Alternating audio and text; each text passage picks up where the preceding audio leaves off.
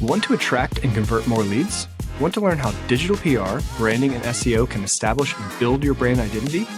Welcome to the Market Movers Building Brands and Links with Linkifi podcast. We answer these questions and help you ramp up your brand visibility and credibility. Let's cut through the noise and make your business the talk of the town. We're your hosts, Nick and Chris. Let's get this show on the road. Hello and welcome to today's episode. We are joined by Aman Chopra, the lead SEO for Stallion Express. Welcome to the podcast, Aman. Thanks a lot for having me, guys. Hey, Aman, it's great to have you. To start, why don't you just tell us a bit about your background and about your role at Stallion Express? Yeah, sure. So I'm the digital marketing manager at Stallion Express. I help with our SEO and paid efforts, but nowadays it's mostly SEO. So I manage a remote team in the Philippines for our company right now. So I work with a bunch of writers, link builders. We have an in-house dev team. And I also work with a bunch of graphic designers to run our paid ads. A bit about myself. I've been in marketing for around 8 years. I also have some formal education in marketing. So I did go to college for marketing. But honestly, that was a complete waste of time. Everything I learned there, I never really used. So where I really learned marketing was when I got into dropshipping. It was one of my side hustles back in the day. So I don't know if you guys have done dropshipping before, but it's basically just a fulfillment model and you just have to do the marketing for it. So that's where I learned paid ads, Facebook ads, Google ads. And I always knew that I would have to get into SEO to become like a full stack marketer. So I got into SEO using my own test websites. I ran a bunch of affiliate websites and everything was self-taught through YouTube, free courses.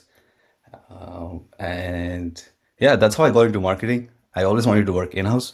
So I saw Stallion had a job ad around a year and a half ago. So funny story, how I got in was I just sent them like a marketing audit of their website. I did like an SEO and a PPC audit for them. And they literally just hired me in like 2 days. Yeah, that's how I got it.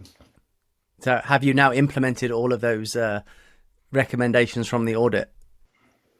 Yes, I got it. I got into it right away. They were working with an agency before. So they did their handoff and yeah, I just got into their PPC and SEO. Luckily, they already had hired graphic designers and writers. So it was very easy for me to get into it. And I just trained them on best practices. And yeah, now if you've seen our website on SEMrush, our rankings for organic keywords has gone from over 7,000 to over 16,000 keywords in like a year span. Our organic traffic has tripled over the past year. Close to tripled, and so have our conversions over the past year. And yeah, just for an example, I think we get close to 1,500 signups each month. Stallion is a shipping company for e-commerce brands, so we get around 1,500 signups each month. And when I joined, it was close to 500. It's not entirely because of me. I'm not saying it's just because of me, but I hope like my marketing strategies have helped them. That's awesome. So yeah, I was digging into the traffic chart for Stallion Express, and I've seen the huge increase in traffic. So that was the first thing I wanted to ask about. What's led to that growth? Can you tell us a little bit about the strategy? Right. So we focused on the main 3 pillars for SEO, which is content, links, and technical. So when I joined, there was already a bunch of content on the website. It wasn't that well optimized. So the quickest win for us was to optimize existing content. So I worked with our existing writing team. And first, I actually taught them about SEO because they had written SEO content before, but they didn't really understand it that well. And I think this is a huge hack. People really miss out on training their in-house staff. So I taught them about stuff like search intent, using server SEO, writing for the end user, removing fluff, giving the user the answer right away. So I trained them and then we just kept on updating our content. I did the keyword research, made the topical maps. We went after the keywords that we wanted to rank for. And that really, really boosted our traffic right away. Also, we started building links at the same time. So we had 2 link builders that I trained and they built us a bunch of good links. And of course, the technicals. So we had an in-house dev team. The website performance wasn't the best. So I worked with them to make sure we passed core web vitals, page speed insights, everything was really all in the green. And just all these things cumulatively really boosted our traffic. It's always good to get some early quick wins as well, I bet, in a new job. So I bet they were happy to see those early implementations working and taking you in well, in the right direction, and then even more so as time's gone on. You mentioned at the beginning that they were doing a lot of PPC and SEO, and that dynamic has shifted now to, is it wholly SEO now? And why has there been that shift? We still do lots of PPC. So I also manage our ad accounts. We do run ads on Facebook and Google. So it really actually helps build our brand awareness. And honestly, we might be one of the only shipping companies who actually invest money on Facebook ads. If you've seen ads from other shipping companies, they're horrendous. Like, it's literally just a box and some text. We actually spend a lot of time crafting good ads. We also do some UGC content, which works well on Facebook. But for shipping companies, Google Ads, in my experience, works really, really well. So we just do a bunch of search ads there for the terms that we want to rank for, high on bait.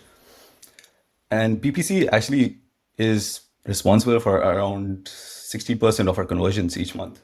So it's actually still huge.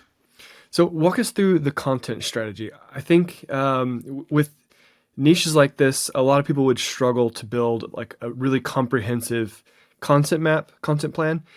Just because if you think about it, it doesn't seem like there would be all that many topics to go over.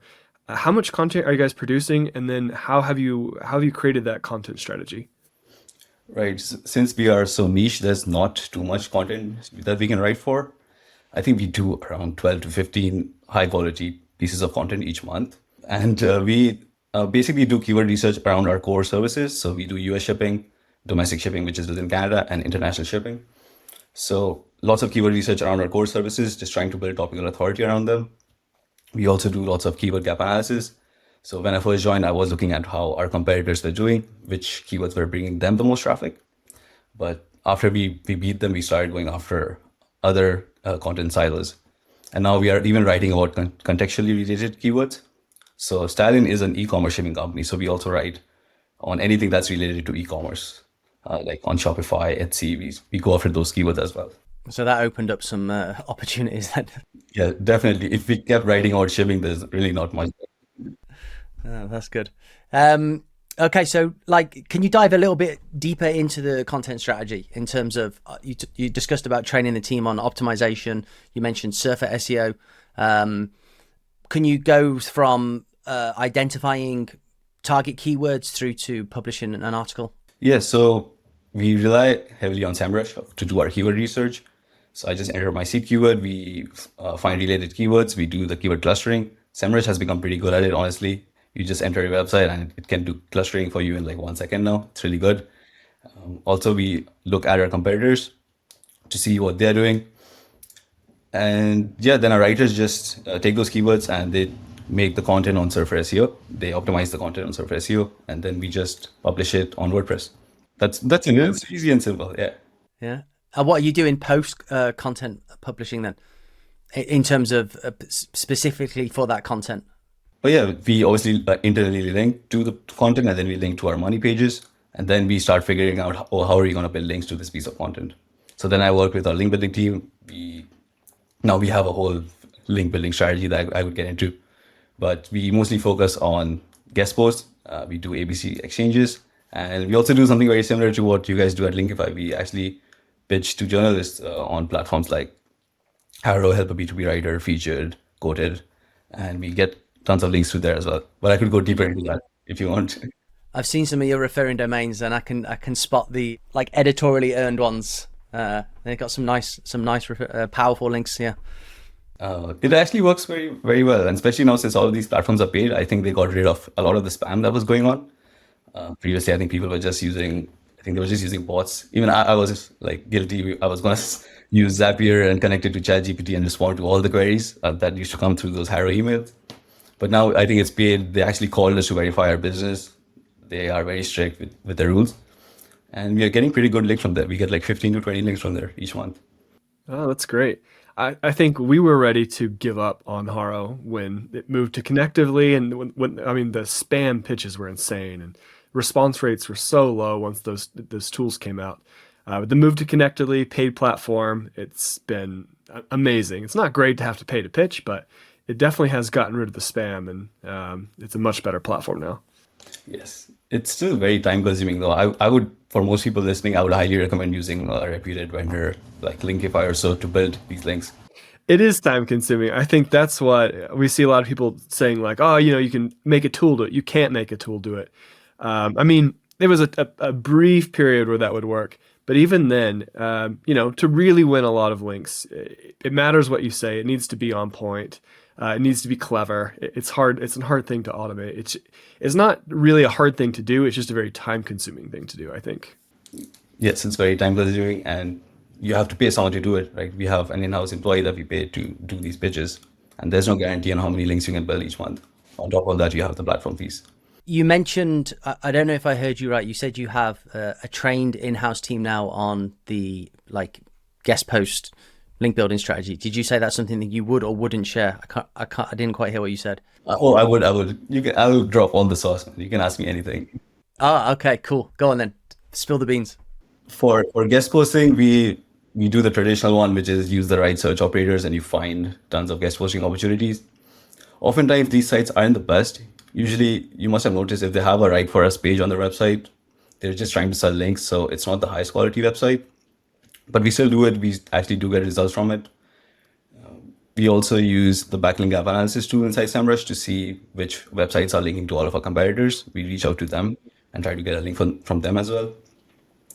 But in B2B SaaS, Stallion is like shipping software, so it's sort of like B2B SaaS. ABC link exchanges are very common. It's quite easy to do, and you could technically build links for free, but it's very time consuming, very long negotiation periods.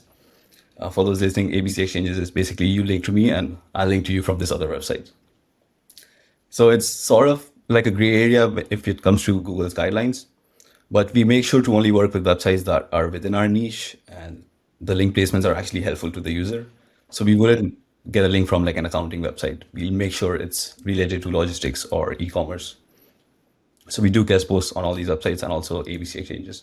For the ABC link exchanges, do you guys have another website, or is it a matter of getting a lot of options and then kind of placing them? You need to get 2 options in order to get the link swap there.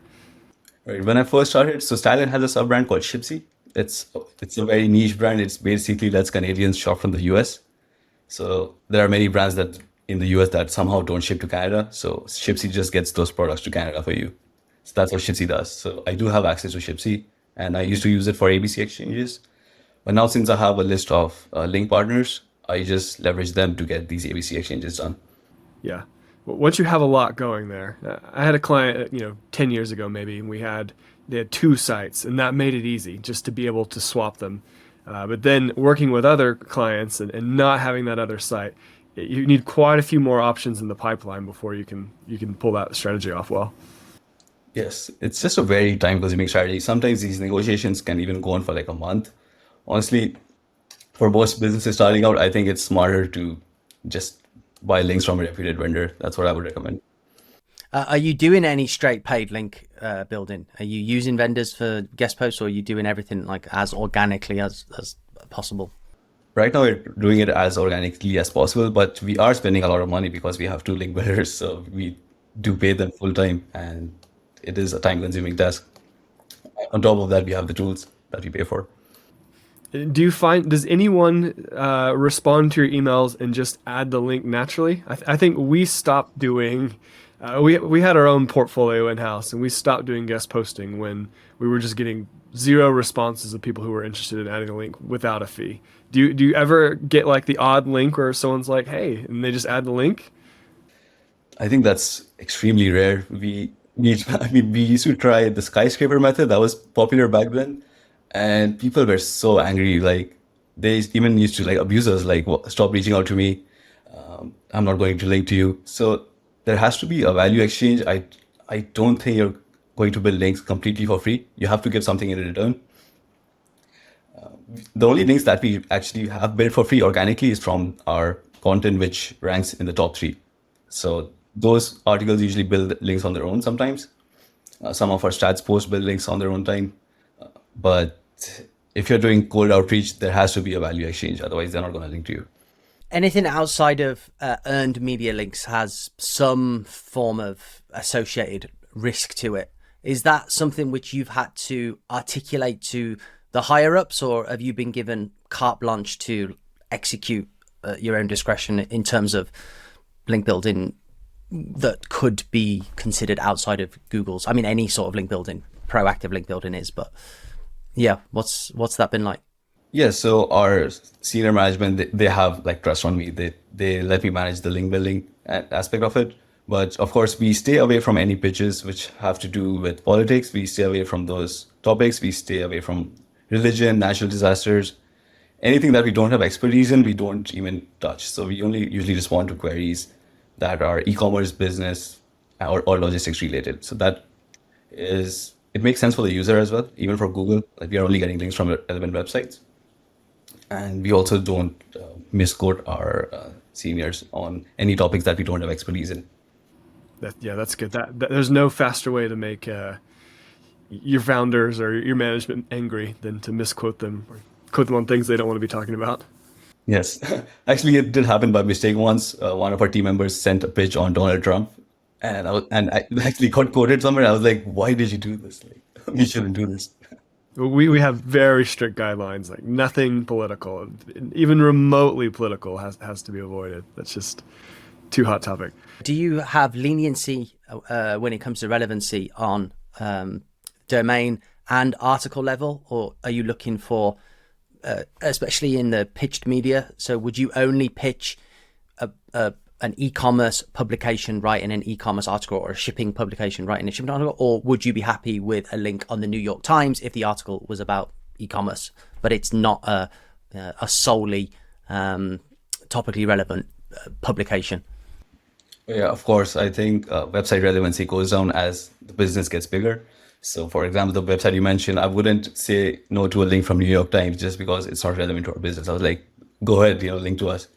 So we do get links from, I think, websites like Forbes, HubSpot. Well, HubSpot is kind of relevant. I think even Amex. So these websites are huge. Like, it doesn't matter even if it's not directly related to our business. Google really trusts these websites. They rank all over the first page for basically every query. So we would definitely take a link from them, even though they're not a shipping company. Yeah, definitely makes sense. You're not going to pass down New York Times.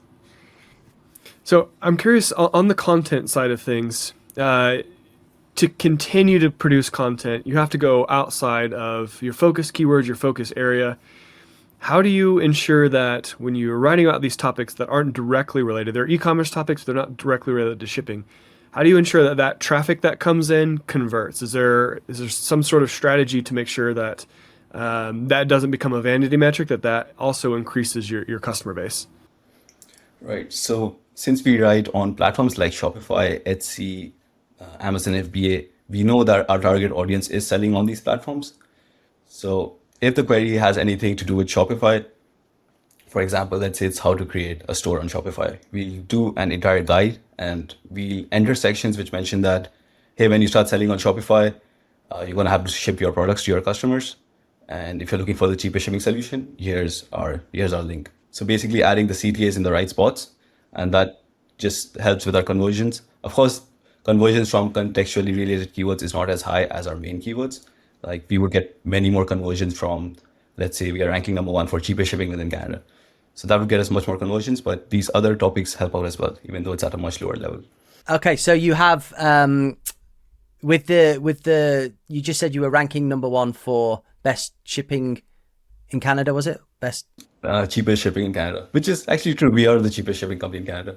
Okay, so how much of your strategy goes to maintaining those high converting page spot 1 ranking positions then? I mean, that's got to be your babies. You've got to look after those, like, seriously, I imagine. Definitely. So we do have position tracking set up on SEMrush.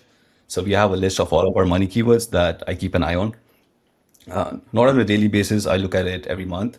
And if it goes down, we instantly try to find ways to get the ranking back. Now, that might either be simply adding more internal links. We check the SERPs to see if the search intent has changed, or we start building more backlinks towards it. Because no matter what, we don't want to lose those rankings. How many of those high converting spot 1 rankings are you tracking? How many would you say is in that sort of core bucket of vital keywords?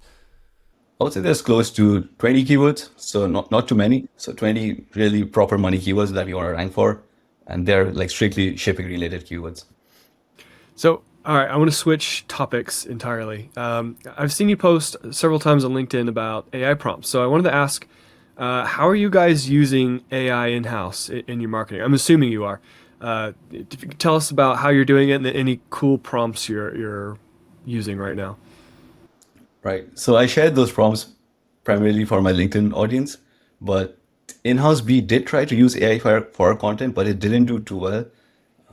Especially because since we are in the shipping industry, there's lots of numbers and it has to be very factually correct. People want to know how much shipping labels from, say, Canada Post, FedEx, Purolator cost. So it has to be live information and very accurate. So when we tried AI, it often gave us incorrect information because of how specific we are. But I'm sure it's very useful for most industries. So personally, we actually just use it to form the key takeaways section. So our writer does the entire article or page, and then we just throw it to AI and ask it to give us 4 or 5 key takeaways. And it's pretty good at doing that. Once you feed it the right information, it's like really good at that.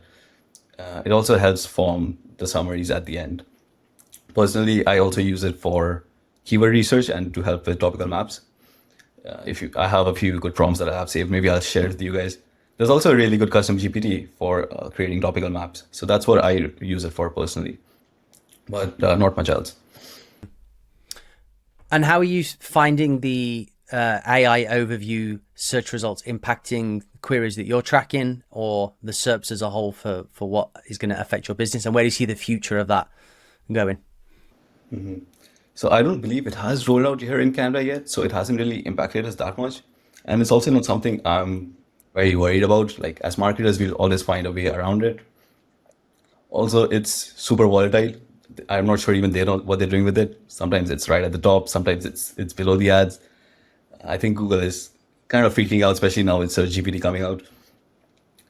But it's not something I'm very worried about. I've seen some strategies from people who say you should optimize your content to show what's already showing in the AI overview. So basically like a featured snippet. But again, since it's AI, it's always constantly changing. I don't think there needs to be a specific strategy for it. Like we'll still just building out our content and links. I'm not really that worried about it. Also, it doesn't show up for every single query, if I'm not wrong. It only shows up for specific queries. So there's still a lot of SEO play in the long tail keyword variations. But yeah, we'll see when it comes out. It's going to affect our organic traffic, no doubt. But since we are not like an affiliate website that is solely reliant on informational content, we should. Yeah, and it is, like you said, it is changing so quickly. It's almost impossible to keep tabs on. They've just done a new update on trying to, I mean, this is something they're doing for publishers. They were trying to include links to sources within the AI overview.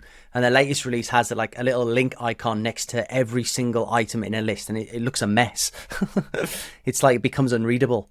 So yeah, we need to see how it develops in a more long-term manner before we can start creating strategies to handle it. I think it's a good point.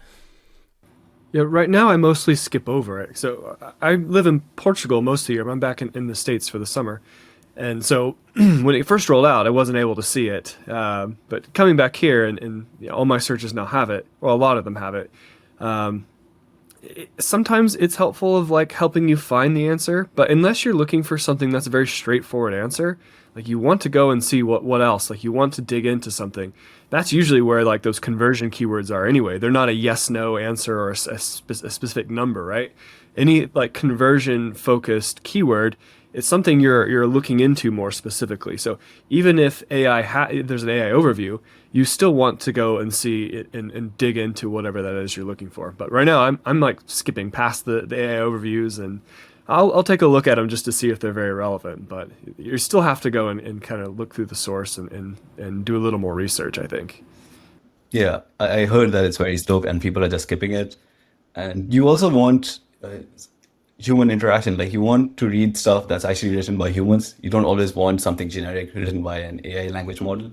So people will still go and click on these links. I think those are not going anywhere soon.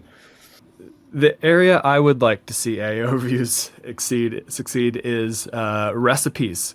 I think there's nothing worse than going to, looking up a recipe and then having to read, this super long story about how this person discovered this dish on their journey through Greece. And I just want to get the recipe. So that's maybe the one area where AI overviews would be beneficial for me.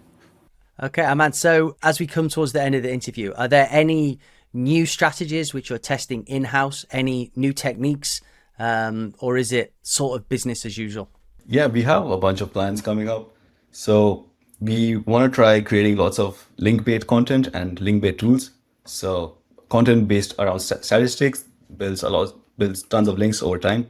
So I'm sure you've seen Brian Dean and what he's done at Exploding Topics.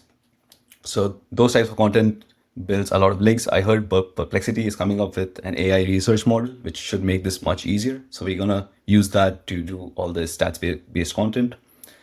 We are also going to build out a free tool stack, very similar to Weed.io, Weed with a V, the video editing software. And they have these free video editing tools that has tons of links. And I'm sure there's a lot of play there for us as well. So for shipping companies, stuff like label generators, tracking pages, calculators, weight calculators, all these things are fairly easy to build. Especially with AI, you can just ask it to code it. And I want to build like an entire stack of tools on our website so that they can build to links over time or organically. And it's also helpful to your users to have all these tools on our website. That's one thing. And a major project is to have a pricing calculator. I know this is something that's sort of unique and is probably unique to our industry. So I want to build a pricing calculator which will rank for every shipping keyword for every country combination with Canada. I'll clarify that a bit more. So imagine a pricing calculator which has a shipping from and a shipping to field. So we would put shipping from Canada and shipping to, say, Portugal. As soon as you hit calculate, it would redirect to a page that is SEO optimized for shipping from Canada to Portugal. And we would do this for every single country combination. There's definitely some programmatic SEO play there, but we want to rank for every single country variation for that. Yeah, so that's one of my plans for the future. Yeah, those are both great. I love the tool one, especially. Actually, those are both great, but the tool one, I think you see so many examples of this, or a company builds out a free tool and it just is a huge link magnet, and it's a really sets you apart from the competition. I think that's a great idea. Yeah, the calculator idea as well would be actually super useful, and I'm sure used and utilized by your prospective customers. So yeah, really good idea. And we had Neil Patel on recently as well, and he's all about tools as link bait. It's basically his entire link strategy currently. Build a tool. How easy. All right, Aman, well, to wrap up, what advice would you give to people who are just starting their SEO career? You said you found your marketing degree wasn't super helpful.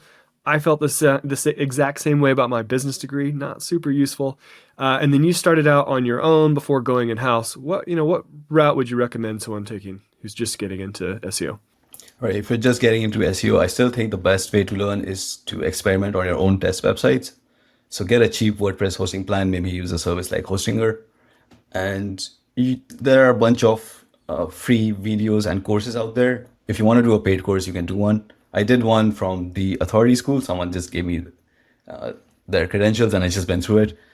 There's a bunch of free videos on YouTube.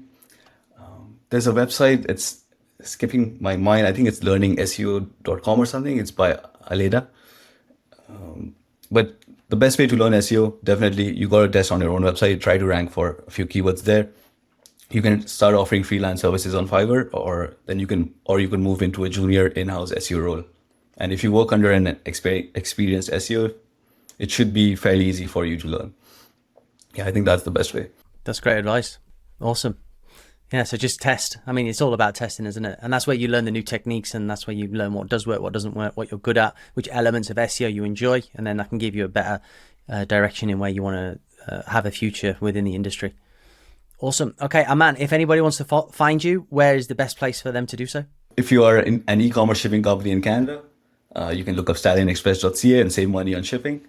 If you want to find me, you can look up Aman SEO on LinkedIn.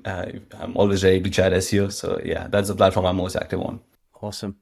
Aman, it's been great having you. Thanks for coming on and sharing with us. Thanks so much for having me, guys. I love what you guys are doing at Linkify, and I hope you guys enjoy. Thanks, Aman. Thank you. Cheers. And that wraps up this episode of Market Movers, Building Brands and Links with Linkify. Big thanks to our parent company, Linkify, the wizards behind turning ambitious businesses into standout brands. Hit up our website at linkify.io and take the first steps towards brand greatness. Big shout out to Fame for making this podcast possible. Thanks for listening, folks. Stick around for more insights in our next episode. Catch you later.